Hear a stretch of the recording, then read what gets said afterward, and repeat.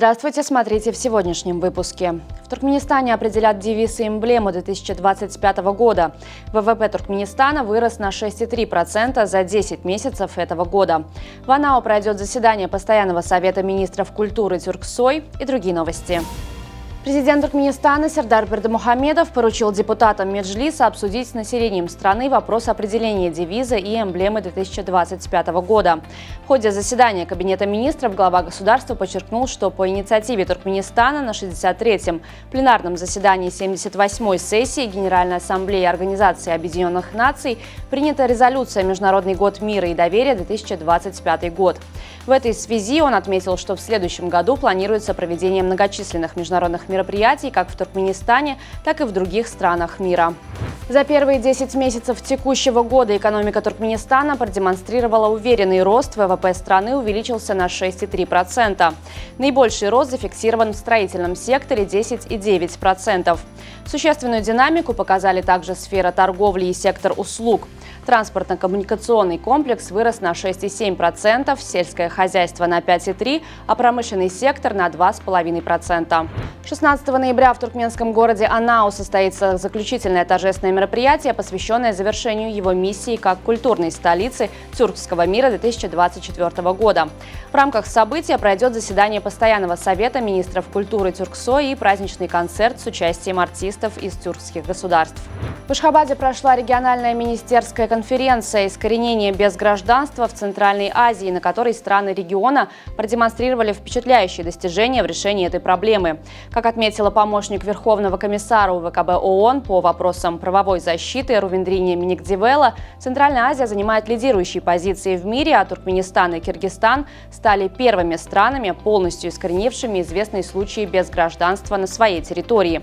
По данным Государственной миграционной службы Туркменистана, Туркменистан предоставил гражданство более 32 тысячам лицам без гражданства и более 5 тысяч видов на жительство, полностью решив этот вопрос на своей территории. Министр иностранных дел Туркменистана Рашид Миредов и глава МИД Японии Такэси Ивай обсудили подготовку к первому саммиту «Центральная Азия плюс Япония» на уровне глав государств. В ходе телефонного разговора стороны рассмотрели ключевые вопросы двустороннего сотрудничества в политико-дипломатической, торгово-экономической и культурно-гуманитарной сферах. В Государственном музее изобразительных искусств открылась выставка работ туркменских художников, посвященная празднику урожая. Доминирующим по жанру являются натюрморты с изображением сочных и аппетитных плодов.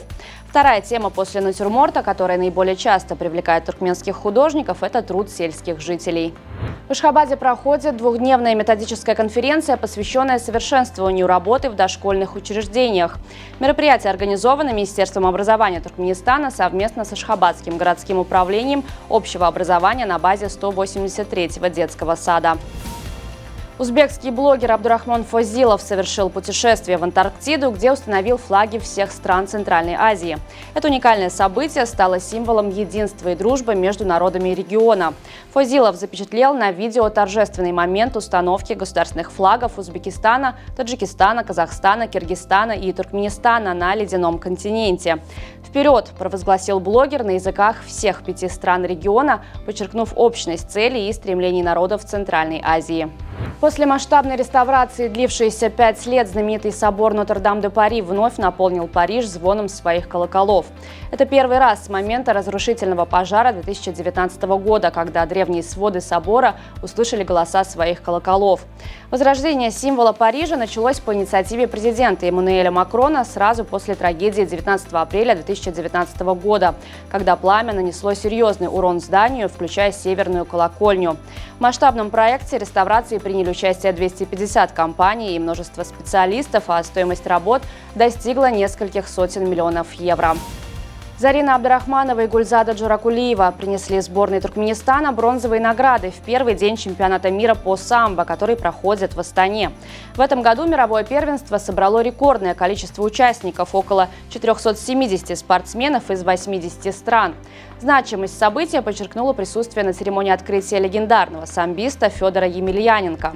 Соревнования проходят в различных весовых категориях среди мужчин и женщин, а также в дисциплине боевого самбо. Футбольный клуб Абдышата из Канта стал недосягаемым для преследователей за 2 тура до окончания чемпионата Киргизстана, одержав победу над своим принципиальным соперником Дордоем со счетом 1-0. Это 3-й подряд чемпионский титул для команды из Канта. В составе победителей выступает полузащитник сборной Туркменистана Теймур Чарыев, для которого это уже 2-е чемпионство в составе Абдышаты с момента его присоединения к клубу в марте 2023 года. На сегодня это все. Со всеми новостями вы можете ознакомиться на сайте turkmenportal.com и на наших официальных страницах в социальных сетях.